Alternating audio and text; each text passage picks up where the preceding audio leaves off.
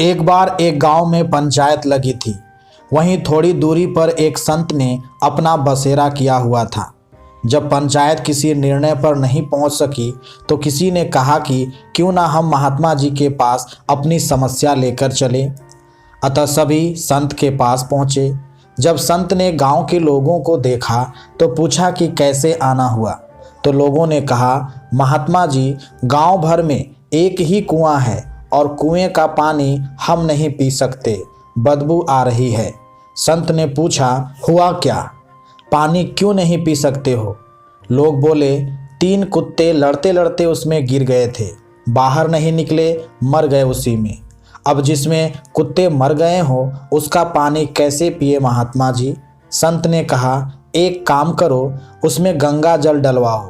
कुएं में गंगा जल भी 8-10 बाल्टी छोड़ दिया गया, फिर भी समस्या जस की तस रही।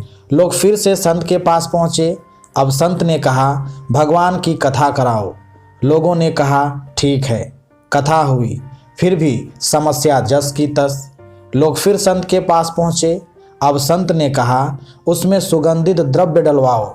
सुगंधित द्रव्य डाला गया, नतीजा फिर वही, ढाक के 3 पात। लोग फिर संत के पास। अब संत खुद चलकर आए।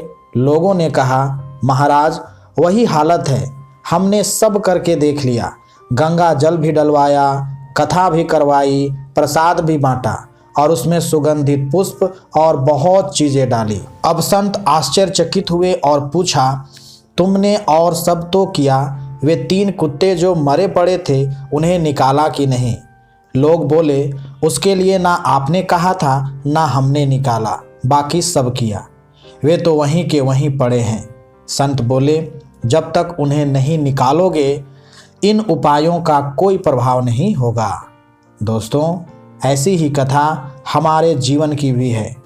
इस शरीर नामक गांव के अंतःकरण के कुएं में ये काम, क्रोध और लोभ के 3 कुत्ते लड़ते झगड़ते गिर गए हैं। हम उपाय पूछते हैं तो लोग बताते हैं, तीर्थ यात्रा कर लो, गंगा स्नान कर लो, थोड़ा पूजा करो, थोड़ा पाठ।